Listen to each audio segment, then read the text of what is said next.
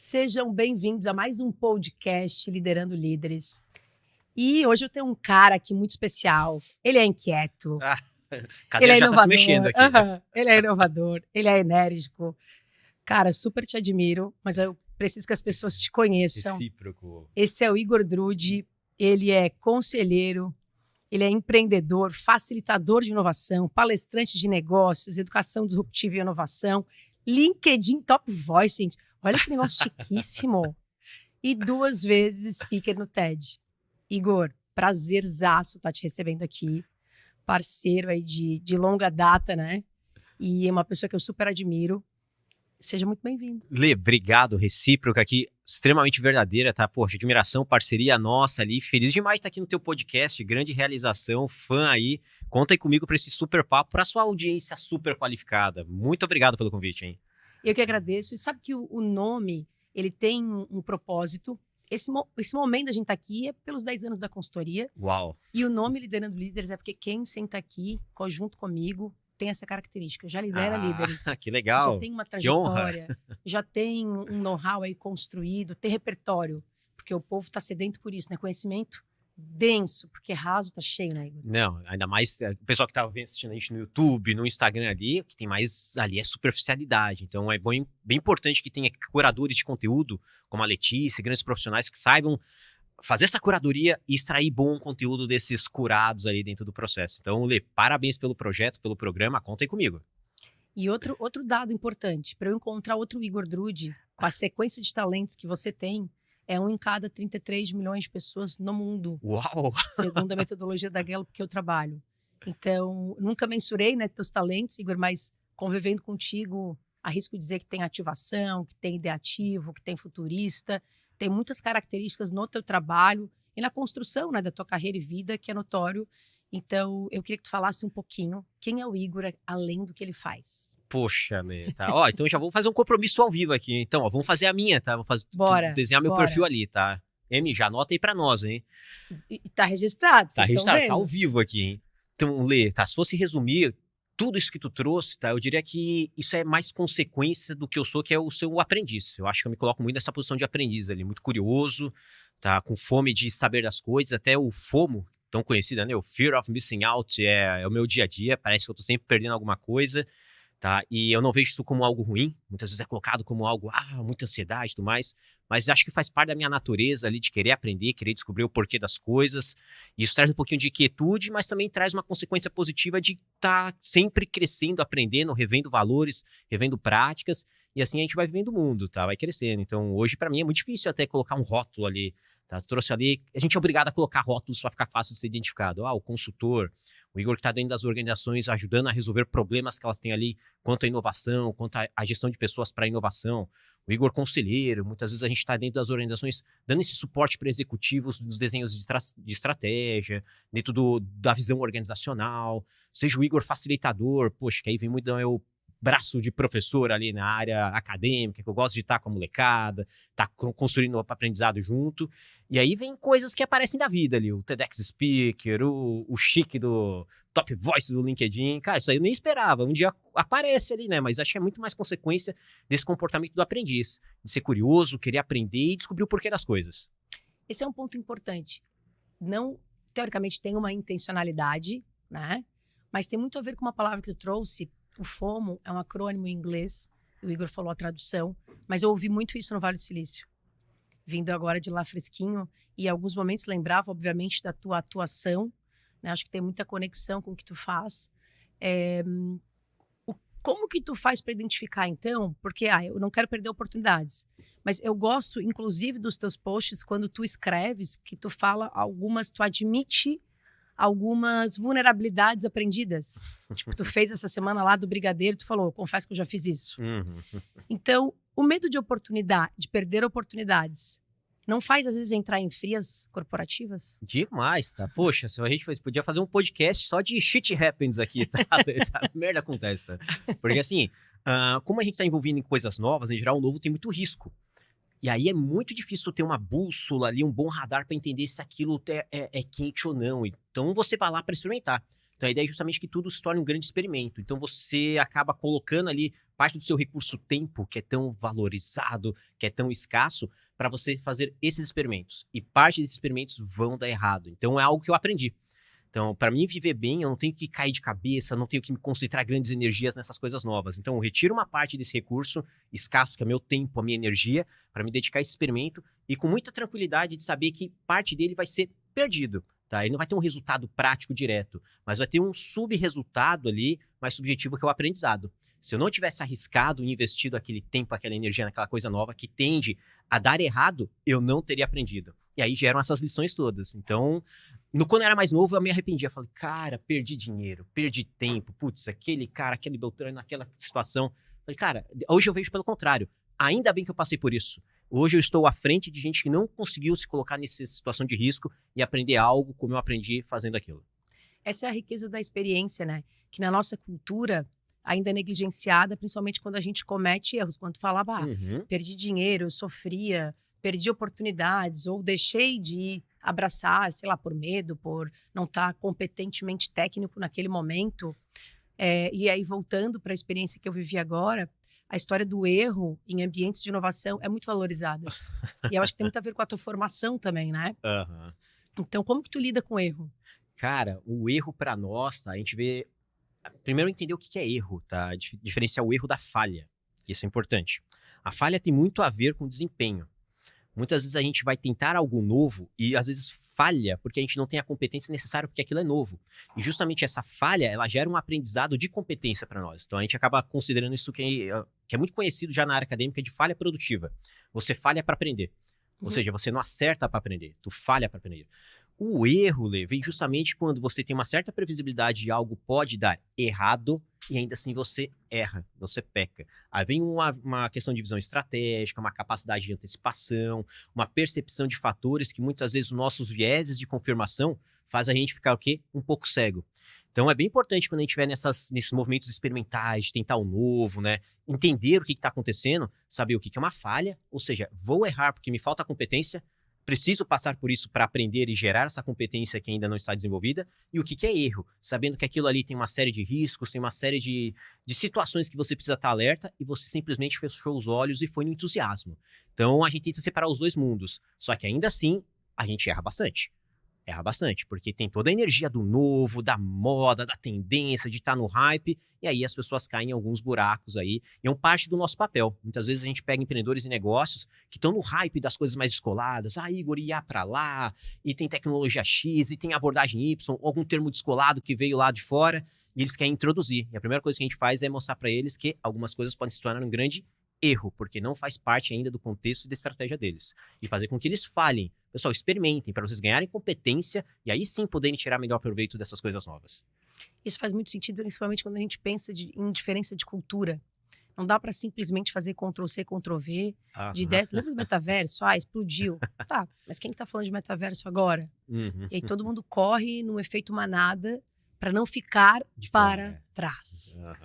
Então, assim, investe tempo, dinheiro, energia, mas não para pensar antes em algumas questões básicas, do tipo, faz sentido aqui, faz sentido no meu negócio, é isso que o meu cliente quer, atende a necessidade de quem? E às vezes é só o nosso ego. Porque como empreendedor, empresário, todo mundo tem. Eu tenho, você tem. Então, como é que tu... Vou pegar do ego. Como é que tu lida com o ego? Não. Tá, dá pra trazer várias perspectivas aqui, Lê, tá? Vou pegar um pouquinho do gancho do começo da tua fala. Poxa, que o ego tem muitas... Ele conecta muito com essa questão de autorrealização, autossatisfação, falando aqui de mercado e clientes ali dentro. Então, quando ele vê essas grandes tendências surgindo, ele quer ficar na crista da onda. Ou seja, isso vai fazer bem pro ego dele dizer que ele foi um dos pioneiros, está na vanguarda na adquisição dessas tendências, dessas tecnologias. Então, o exercício que a gente faz é justamente olhar para dentro, ajudar o cliente e a empresa a olhar para dentro. Será que o meu mundo interno demanda desse tipo de solução do mundo externo? Porque senão, pessoal, ele vai ser um grande desperdício, não vai gerar valor. A gente tem uma premissa muito clara aqui para nós que tudo que não gera valor, ele acaba entregando desperdício. E a gente faz essa reflexão muito óbvia, direta e prática com os nossos clientes ali dentro. O segundo ponto é quando esse ego começa a contaminar nós, que somos produtores também. Tá? Às vezes tem clientes muito legais, poxa, grandes marcas, a gente está falando com grandes executivos, e isso inflama o nosso ego também. Tá? A gente sempre tenta colocar a bola no chão. cara, independente da marca, do brand que tá ali por trás, a gente tá falando com outro ser humano, ele tende a errar, e aí se a gente ficar indo na onda só porque é grande, famoso, a gente vai errar também. De novo, erro e falha. Então vamos entender onde a gente vai experimentar para falhar e aprender, junto com o cliente, e deixar claro para ele onde a gente não vai. A gente já teve alguns tropeços por causa de ego. Cara, o cliente era muito grande, segue o que ele diz, vamos atrás do orçamento, vamos fazer acontecer, mas no fim aquilo não estava nem realizando a gente e nem realizando o cliente, mas estava sempre naquele círculo vicioso de egos ali sendo alimentados, de autossatisfação, autoimagem, tá? E que no fim não estava gerando valor nem para eles e nem para nós. Então a gente já demitiu o cliente grande por causa disso. Tá? Lá na empresa a gente tem uma regra que é nem todo dinheiro é bem-vindo. Boa, tá? A gente aprendeu tarde, tá, Lê? A gente teve grandes clientes já que a gente demitiu. Tá? Demitimos para às vezes pegar situações menores ou abrir espaço para outros clientes grandes que surgiram, porque eles geravam mais conexão, fit cultural, conexão de propósito com o que a gente faz também. Até porque existe uma grande ilusão, né? Eu escrevo bastante também sobre isso, essas fantasias que a gente tem quando a gente fala de mundo corporativo. Por exemplo, achar que um grande case vai te fazer crescer muito. Às vezes não, é uma estrutura tão gigante, tão já estruturada, que um detalhe ali faz diferença, o contrário de quando você pega algo menor, que ainda tem muito a crescer. Então eu acho que também essa questão do ego tem a ver com o autoconhecimento de quem está do outro lado da mesa.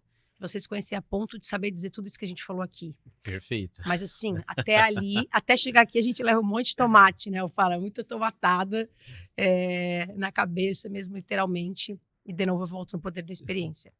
Mas voltando aqui para a tua área de formação, né, como design, e que está muito vinculada a essa questão da inovação, eu queria que tu explicasse para o público, do teu jeito, Igor Drude, de ser, que é muito didático, denso, mas que tem uma simplicidade. O que é inovação? Poxa, a gente gosta de levar essa resposta de um jeito bem objetivo e claro para os nossos clientes, para os nossos parceiros ali. Inovação é valor percebido. Se você faz algo novo, fruto da sua criatividade, fruto da sua atividade de construir novas soluções, leva para o mercado, para um público, para um cliente e ele percebe valor, ou seja, isso que você está me entregando é melhor do que eu tinha anteriormente, acontece um fenômeno perceptivo ali. As pessoas percebem que aquilo é melhor para elas. Deixam de consumir o que faziam anteriormente para consumir esse novo. O fenômeno em si, perceptivo, é a inovação. A inovação não é o produto, a inovação não é o serviço, a inovação não é a coisa nova ou a coisa melhorada que você entrega. É quando a percepção do outro muda. Então, a gente diz muito que a gente precisa estar muito atento ao fenômeno. Toda vez que vocês conseguem gerar uma percepção de valor melhor sempre sobre o consumo do que as pessoas tinham anteriormente, ali aconteceu a inovação. Se isso não aconteceu, você foi muito criativo. Parabéns, tá? Faz parte da atividade humana criar coisas novas, tentando oportunizar inovação. Mas a inovação sempre vai estar na lente do cliente, na lente do usuário, na lente do mercado. Se ali houver esse fenômeno de troca, ou seja, o que você me ofertou hoje é melhor do que era ofertado anteriormente, esse fenômeno de troca, de mudança de percepção de valor, é a inovação em si. Então, pessoal, não confundam com produto ou serviço melhor, descolado, do hype do momento. É a percepção do outro. E aí, esses dias eu vi no teu LinkedIn, vou pegar um gancho com o que tu tá falando, tu fez uma provocação sobre a BIC. Então, no caso da BIC, não tem inovação? Teve. Em algum momento, alguém percebeu que, cara, escrever com uma BIC é melhor que escrever com uma Montblanc. Sim. Tá? Poxa, porque eu tô lá numa linha de produção, eu tô num balcão do varejo, eu tô em alguma situação onde a entrega de valor da BIC é muito melhor do que uma caneta sofisticada. Então, por isso que muitas vezes quando a gente fala de inovação, a gente está falando de coisas caras, coisas diferenciadas, é justamente que é capacidade de entregar valor. Até hoje, tá? Não vou dizer que até hoje.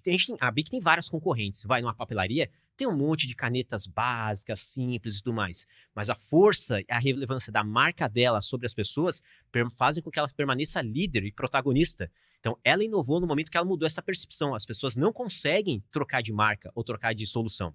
Usam para aquela situação o que mais gera valor para elas, que é a BIC. Então, ela se mantém inovadora desde o momento que ela mudou a percepção das pessoas. Provavelmente há 50 anos, 60 anos, onde o produto nasceu. Mas até hoje, não foi substituída.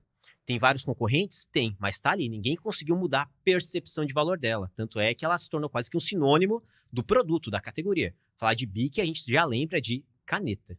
Fato. Eu acho que tem muito a ver também com posicionamento, com quem tu queres conversar, quem que é teu cliente final. Perfeito. Então, pessoal, inovação não é fazer coisas caras e sofisticadas, pelo contrário. Cada um tem o seu público, tem o seu nicho. Para a situação da BIC, ela funciona muito bem. Para a situação do Uno, ele funcionou muito bem. Para a situação do Fusca, ele funcionou muito bem. Então, são produtos que são adequados para aquela situação, para aquele público onde ele se demandou valor. Então, toda vez que você conseguir fazer isso, independente da receita, do monetário ali dentro, você já está gerando inovação. Bacana. E qual é a ligação da inovação, na tua visão, obviamente, com a inteligência artificial? Que agora é o boom, explodiu. Embora, lá no Vale, o que eles trouxeram, né?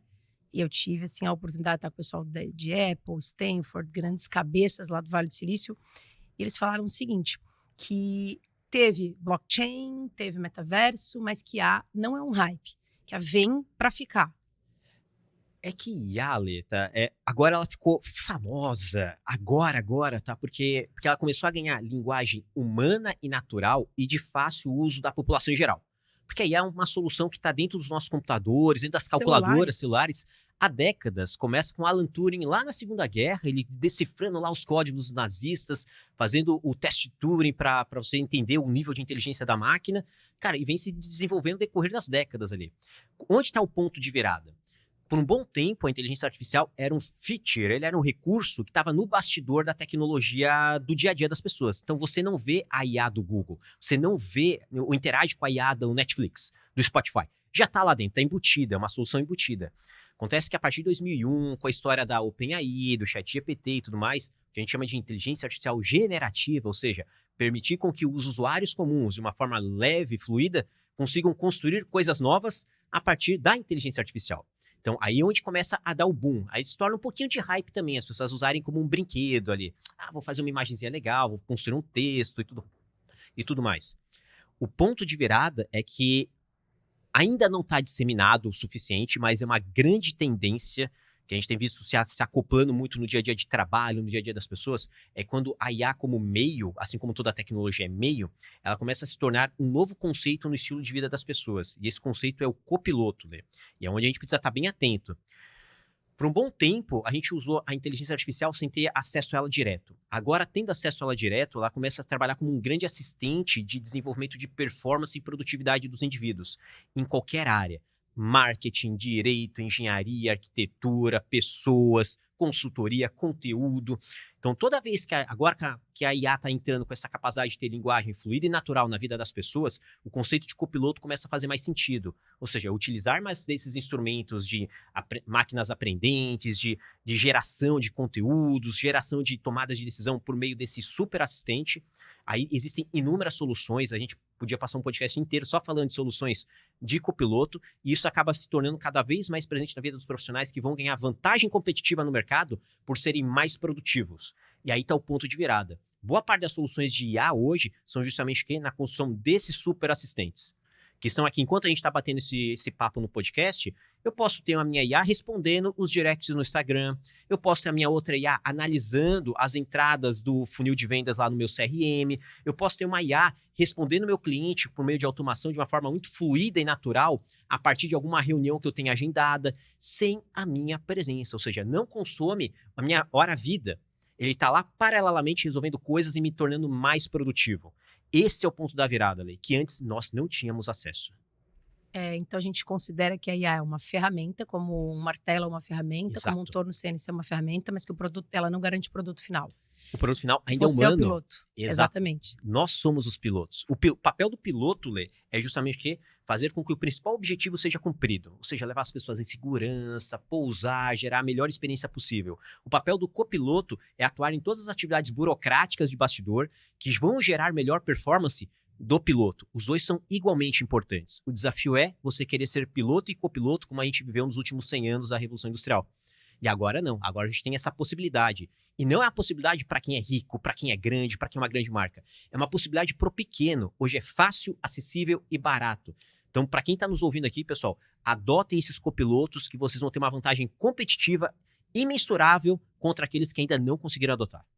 E pegando o gancho da tua fala, quando tu diz, né, não é de agora, é fato. Quando a gente pensa, eu que adoro música feita por inteligência artificial em 1957, não é algo de 2000 e alguma coisa atualizada, né? Mas agora tem, de fato, uma evidência exatamente pela acessibilidade, também pela forma da facilidade da comunicação chegar até a gente, e aí precisa de mais criticidade ainda, né? Também existem interesses por trás de tudo isso, né? Então, quando a gente olha para algumas instituições públicas, por que a gente não vê também o estímulo a isso? A gente precisa entender que tem carga tributária, a gente precisa tem um monte de coisa envolvida nesse contexto.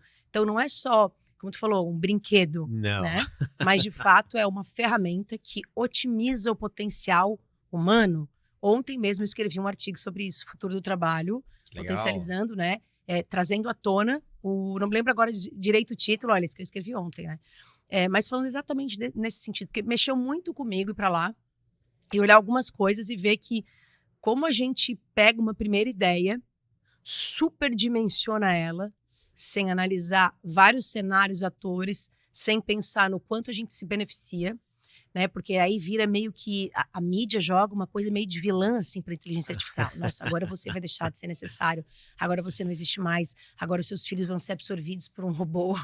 Então, cara, keep calm. Porque tudo que é polêmico gera atenção. Então, eles pegam justamente esses pontos que são novos e não tem muito conhecimento de senso comum e gera polêmica em cima. E, de novo, pessoal, esse é um mecanismo que o próprio algoritmo joga contra ele mesmo. O algoritmo gosta de atenção.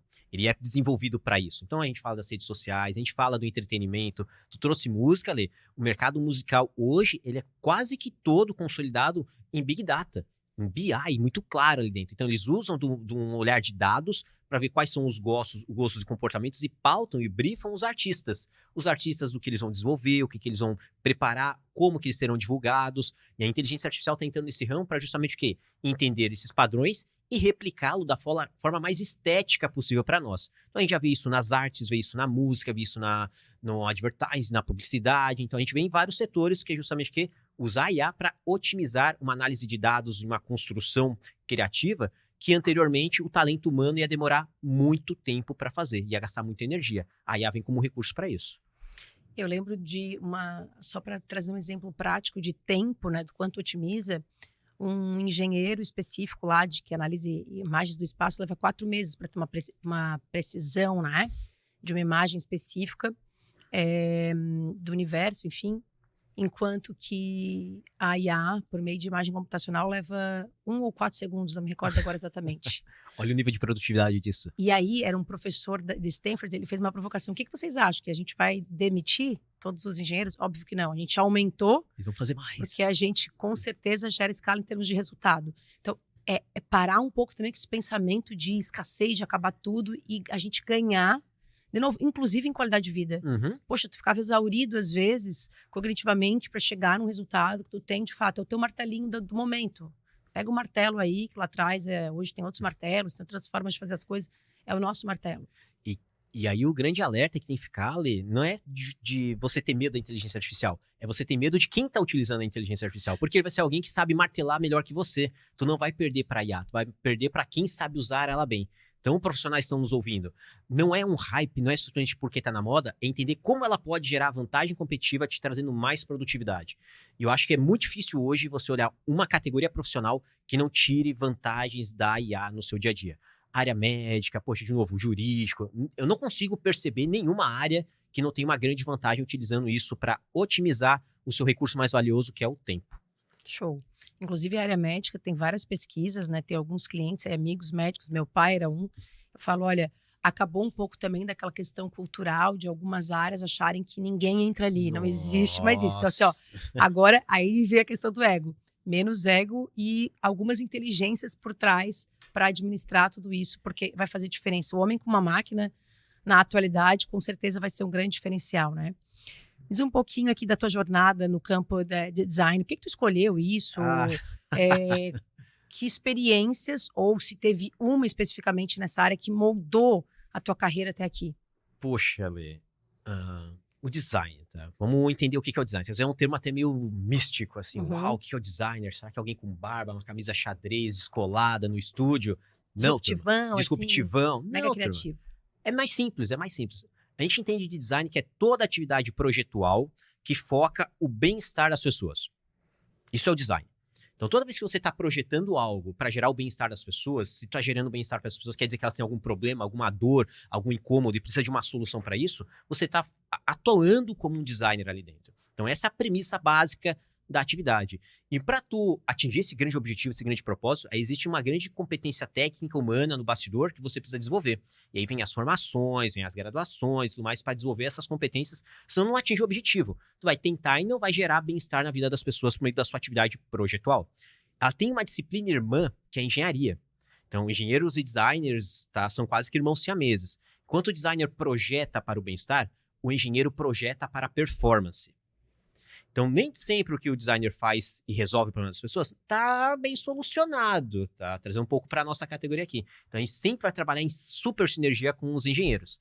Da mesma forma, os engenheiros fazem coisas que funcionam muito bem, mas nem sempre o que eles projetam vai gerar aquela máxima experiência, aquela percepção de valor que a gente tanto deseja.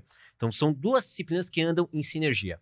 Eu muito novo, 14, 15 anos ali, molecão, tu tá com os teus guris já chegando nessa idade, tá? Uma vida de videogame, muito Super Nintendo e bola na rua. Chega uma madrinha minha e diz, cara, isso aí não é futuro pra ninguém, hein? Eu vou te botar na linha, tá? O que ela faz? Me coloca num curso profissionalizante técnico do Senai. Na época. Olha que legal. Tá bem molequinho. Eu falei, cara, não acredito, eu vou ter que estudar de manhã e de tarde? Vai. Então tá. E era um Ó, já até esqueci. Ele tinha um nome bem sofisticado pra época, mas era tipo de projetos industriais elétricos, assim. Então, a gente fazia painéis e tudo mais, tá? Essa era a formação. E lá dentro, a gente começou a ter contato com a atividade projetual. E eu achei aquilo muito incrível. Cara, não acredito que existe um problema X, a gente, por meio da nossa criatividade e um olhar técnico, a gente entrega uma solução. E aquilo para mim foi mind blow. E aí, uma coisa começou a me incomodar ali dentro, principalmente quando eu fui para a indústria, aí tem toda a fase de estágio e tudo mais, que, cara, eu queria ter mais contato com a opinião das pessoas. Como eu estava numa área muito técnica, então eu resolvia problemas de máquinas para máquinas. Eu estava muito lá dentro da indústria. Falei, cara, será que isso está gerando valor para o operário? Ou para o supervisor dele? Ou para as pessoas que vão consumir? Aquilo me incomodava muito, né? E conforme eu fui estudando, eu fui aprendendo que existia uma outra atividade que era paralela a essa área projetal, que era o design. Aí eu falei, é isso que eu quero para mim. E aí comecei toda a minha formação. Então, Lê, eu demorei quase 6 anos para me formar. Comecei numa escola, fui para outra, acho que eu fiz em 3 cidades. Comecei em São Paulo, fui para o Rio Grande do Sul e fui terminar em Criciúma. Olha só. Tá? E fui fazendo picado, né? Cabeça inquieta ali dentro. Me formei e a minha atividade praticamente começou a ser essa. Então, eu acabei trabalhando em grandes indústrias, sempre gostei muito da indústria, porque eu nasci ali dentro, estive muito próximo delas, tem muitos desafios legais a serem resolvidos, tem uma conexão muito forte com o mercado de consumo, com as pessoas, com o varejo. Então, eu acho que ali está o cerne de toda a sociedade. Eu gosto muito da indústria, que vai impactar em tudo. E ali eu comecei a desenvolver muitos projetos, muito moleque para a indústria, tá? Principalmente no Rio Grande do Sul. Depois vim para Santa Catarina empreender, construindo algumas soluções para a indústria local. Fui absorvido por um cliente, um grande player, player do mercado aqui, para mim levar um pouquinho dessas expertise para dentro da indústria. Lá me desenvolvi mais numa outra categoria de entender que nem todo design serve para desenvolver bons produtos. Tá? Comecei a perceber que o design serve para servir as pessoas com bons serviços. Então ali dentro comecei a entender como o design consegue ajudar as pessoas na área de finanças a resolver as suas soluções junto dos clientes, começava a ajudar o RH a construir melhores soluções de experiência do colaborador, usava o design como uma boa solução para construir modelos de negócio, pensando em governança e perspectivas de receita pelo negócio. Então, comecei a me ver como um profissional mais plural, que não era mais um projetista, que era justamente um solucionador de problemas dentro das organizações. E ali, intraempreendendo, eu falei, cara, acho que aí eu achei a minha mão. Tá? Vou usar o design para construir soluções para os negócios e para as pessoas. Aí eu comecei a empreender dentro da área e é o profissional que eu me tornei. Tá? Foi meio aos trancos e barrancos, não tinha um manual. Lembro que na época que eu fiz o meu TCC, meu orientador foi até me ouvindo agora, mas a gente não tinha grandes experiências de mercado. Ele basicamente me ajudou com a metodologia científica. Igor, o que tá falando, o tal do design thinking, cara, é algo inexplorado. Não tinha bibliografia no Brasil. Isso era 2011, 2010, sei lá. Tava recém surgindo, tá? Bibliografia toda em inglês, até o conceito era um pouco vago, e foi o meu TCC. Mergulhei nele para trazer, talvez eu tenha sido um dos primeiros no Brasil a falar cientificamente sobre. Minha pós-graduação, depois eu comecei a entrar sempre em áreas do que tu trouxe anteriormente ali, do FOMO. Cara, eu tô achando que eu tô perdendo alguma coisa, então eu vou estudar a respeito. E ali a gente muitas vezes falha, tá? Poxa, porque é tentando, então sempre demorei mais do que outros, porque eu tava falhando, tentando as coisas novas ali dentro. E às vezes errando também. Tem coisas que eu revejo hoje, que eu falo, cara, se eu tivesse uma máquina do tempo, eu ia fazer essas correções aqui na minha pesquisa. Mas basicamente essa trajetória, o design acabou virando uma linha transversal, tanto na minha formação humana, ou seja, um profissional que gosta de resolver problemas das pessoas, tá? Quanto à minha formação técnica, que é justamente de absorver as melhores práticas para que a gente faça isso de uma forma mais performática possível. É bom porque tudo que eu falei no início, quem está assistindo, tá tendo evidências reais, né? Da história da inquietude, né? Que tem conexão total com tudo que tu fez. Lá na graduação de design, tinha alguma disciplina de psicologia? Zero. Tá? Poxa, eu tinha muita... Eu tô te ouvindo falar e eu, Zero. inclusive, vou fazer uma sugestão, porque eu já fui professora da graduação, hoje eu não trabalho mais com graduação, só com pós, mas tinha que ter uma cadeira, na minha visão, de design thinking na psicologia e vice-versa. Então, hoje, as pós-graduações mais arrojadas tem. É muito legal. Poxa, tu vê, tem uma categoria nova que nasceu que é o design emocional. Então, isso aí foi parte do meu TCC, poxa, 10 anos atrás, 12 anos atrás, tá? E não tinha, nem se discutia isso dentro da graduação. A parte de usabilidade, experiência do usuário, tocava em vários pontos desses, mas, cara, era quase falar com eco aqui dentro do Brasil. Então, as coisas eram muito um tecniquez industrial, muito desenho industrial ainda.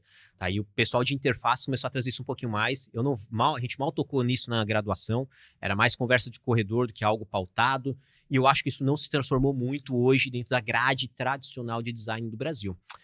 Tá? Eu acho que as pós-graduações têm sanado um pouquinho disso, mas tem uma grande oportunidade das graduações fazerem uma grande transformação para esses profissionais que servem às pessoas e não servem ao projeto de produto.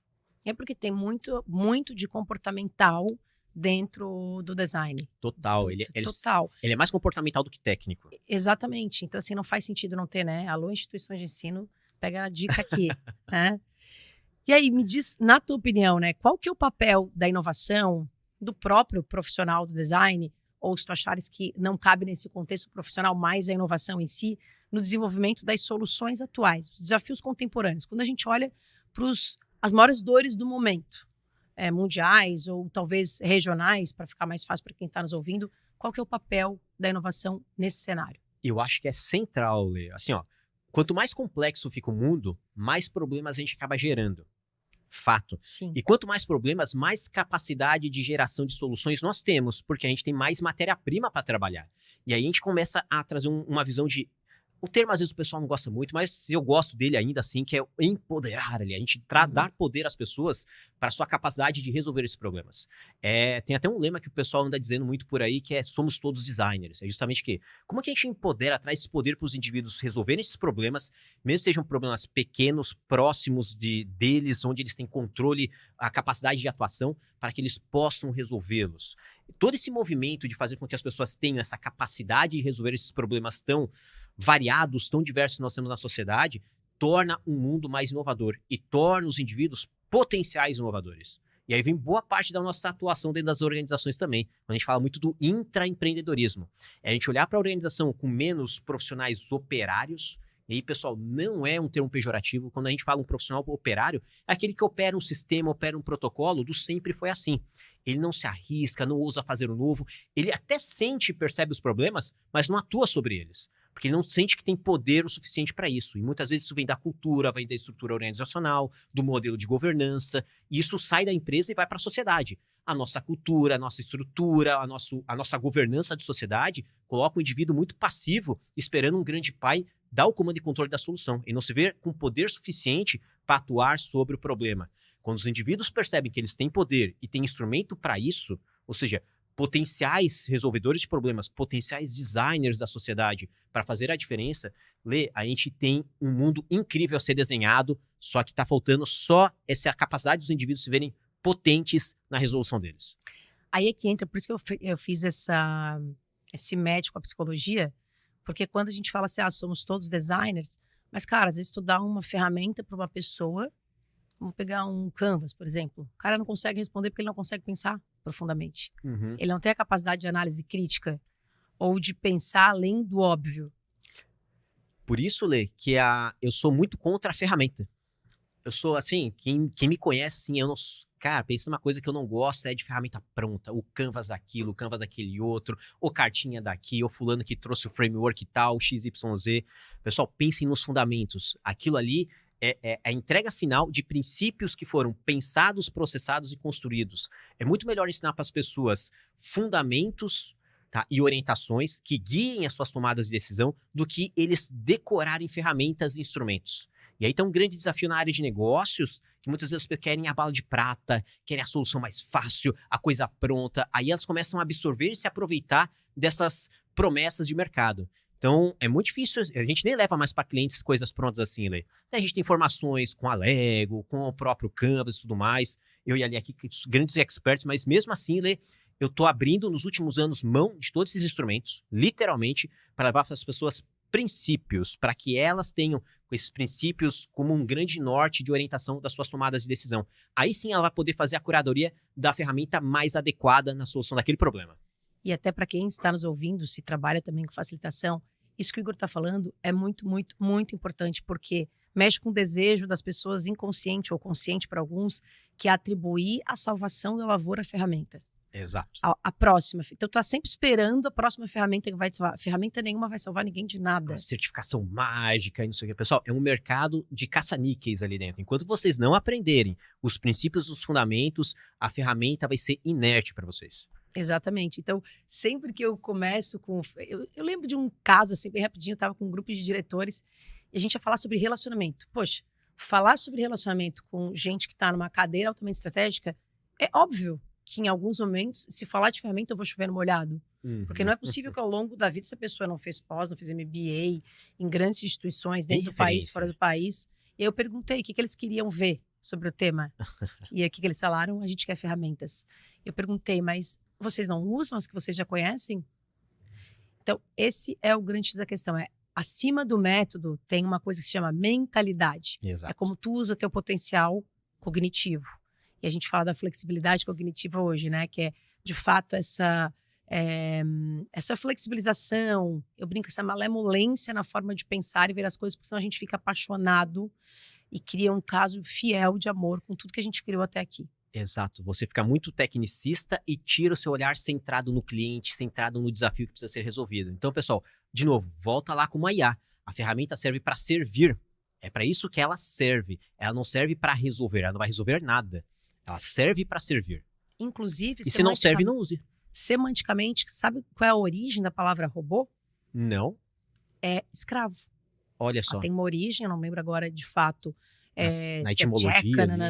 Qual é a origem da palavra, mas eu lembro de ter aprendido no Vale que é para ser um trabalho escravo. Ou seja, ele está à minha disposição e não o contrário. Então, não atribua a IA a salvação da tua lavoura. Ela só é mais uma ferramenta dentro da tua caixa, que tu deve ter várias aí, né? Como todos nós temos, para fazer a diferença. Por isso que eu gosto da metodologia de talentos.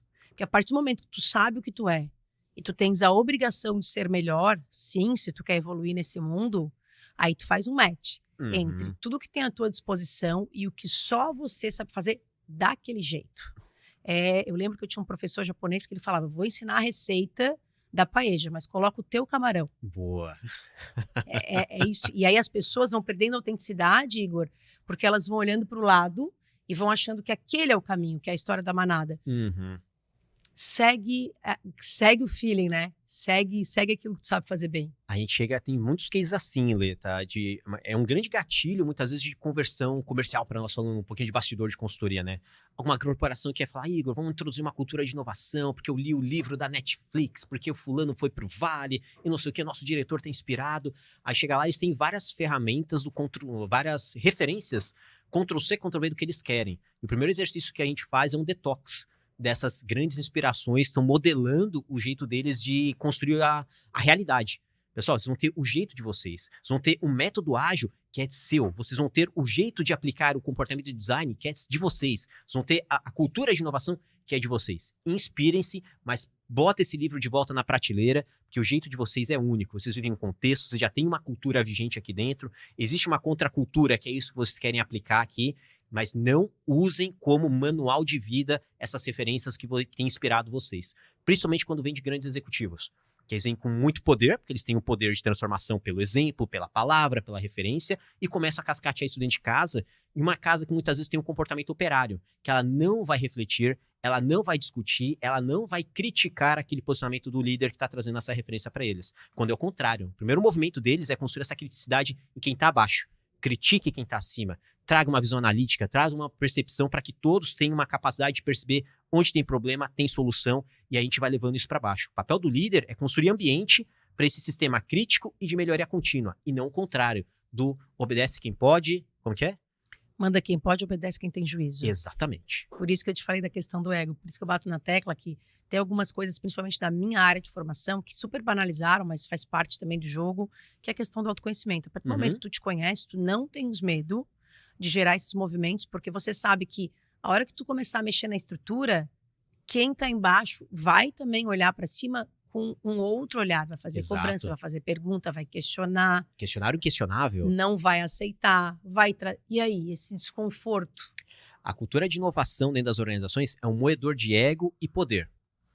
Por quê? Porque ele começa a democratizar o poder dentro de casa, porque as pessoas têm poder de transformar e fazer e trazer a melhoria que precisa ser feita, ou seja, não é centralizada nas grandes lideranças, não preciso ficar pedindo bênção a todo momento, eu peço mais desculpas do que bênção dentro de casa, eu saio, eu faço experimento, erro, aprendo e faço melhor depois, e também a questão de poder, porque dentro das organizações tem uma questão hierárquica de poder muito clara, ou seja, poder em geral é informação comparticionada, ou seja, nem todo mundo sabe de tudo, eu tenho acesso a algumas informações que você não tem. Isso vai fazendo um cascateamento de poder.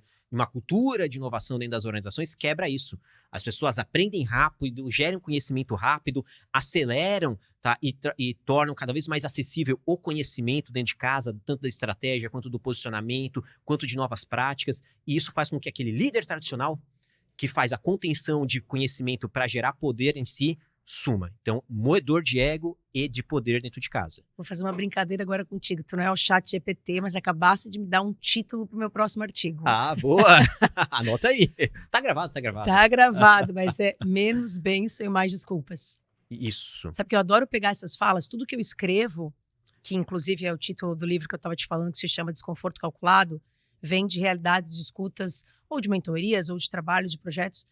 E tu acabou de me trazer essa inspiração. Isso aí dá um capítulo todo assim, Lê, assim, ó, menos bênção e mais desculpa. Tá? Assim, ó, desculpa, foi mal, vou fazer melhor da próxima. Ponto.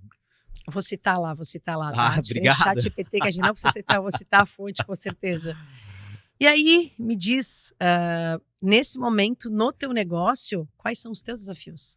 Cara, hoje o nosso negócio, o nosso modelo de negócio, ele passou por várias transformações, tá? Essa minha cabeça doida aqui, eu não consegui ainda colocar ele num modelo pleno, escalável, repetitivo. Então a gente tá numa fase bem de transformação, por mais que a gente tenha 10 anos de estrada aí, Lê, cara, a gente tá num momento de transformação também, tá? De se rever como negócio. Então, tinha aparecido muitas oportunidades da minha figura como conteudista, então o Igor palestrando, o Igor em fóruns, o Igor viajando pelo Brasil ali. Só que isso me tira, muitas vezes, uma coisa que eu gosto muito de estar dentro das organizações. Então, tipo, o meu tempo é escasso. Eu gosto de estar ali dentro, ver o problema, ver o desafio, fazer o diagnóstico, trazer os outros consultores parceiros. A Lei já foi parceira nossa em vários projetos também. Eu gosto muito dessa vida lá dentro, de construir o case, porque ainda o meu DNA é o do designer, o projeto para o bem-estar. Fazer o conteúdo é legal, gosto pra caramba. Então a gente tá nesse momento de conciliar esses dois mundos. Como que eu posso, talvez, escalar esse meu lado mais comunicação, mais palco e tudo mais, e também não deixar de lado esse meu lado de construção de cases, que é onde eu gosto muito. Então hoje o time tá muito desenvolvido em fazer esse bom match desse recurso-tempo que é limitado e também escalar dentro de casa. Como que a gente gera novos líderes? Eu preciso gerar esses novos líderes dentro de casa, então nosso track record de desenvolver profissionais para o mercado, a gente tem muita gente legal, o mercado catarinense ali, acho que deve ter alguns nos ouvindo aqui, a gente desenvolveu muitos inovadores aí que estão no mercado. Igor, mas tu tá gerando concorrentes? Pelo contrário, quanto mais eles estiverem no mercado, mais oportunidades tem, mais educação a gente leva. E eu continuar desenvolvendo eles para que eles escalem um pouquinho essa nossa visão de mundo, esse nosso propósito, para que a gente cresça e se desenvolva. Então hoje ele é transformação, uma pergunta que eu não tenho resposta ainda. Tá? Como conciliar, tá, produtos de alto valor, como os conteúdos, palestras, eventos e tudo mais, com, tá, produtos que talvez tenham um pouquinho mais de profundidade, como a consultoria. Eis o grande desafio. Uhum. Bate aí, então. Toca aí.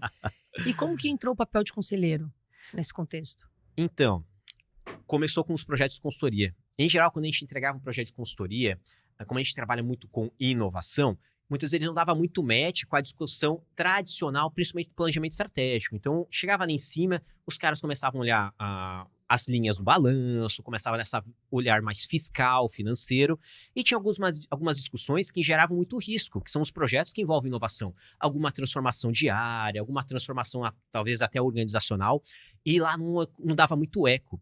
E aí, por vezes, alguns conselhos precisavam me trazer para participar de reuniões de conselho, porque os diretores não se sentiam nem confortáveis de discutir aquilo lá sozinhos. Então, Igor, vem participar em alguns momentos da reunião de conselho. E alguns desses clientes eu acabei tendo quase que uma cadeira permanente. Porque, como o projeto era de médio e longo prazo, eu ficava lá um ano e meio participando das reuniões de conselho. Aí, quando eu me vi, tava lá, apareceu até uma plaquinha assim, tá?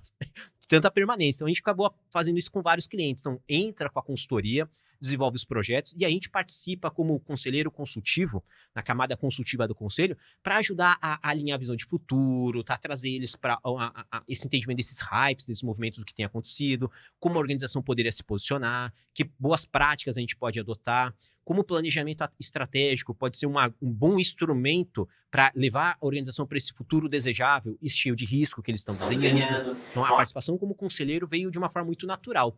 Hoje não é o nosso core business, mas a gente está sempre disponível, em geral, para clientes de gestão da base. Então, a gente já tem um track record interessante com eles e eu acabo participando dessas discussões de alta gestão com o grupo. Fiz as formações na área, Lê, mas ainda a gente, de novo, entra naquela minha complexidade de decisão do tempo escasso. Entre estrada, conselhos, consultoria, como posicionar um pouquinho dessa carreira profissional.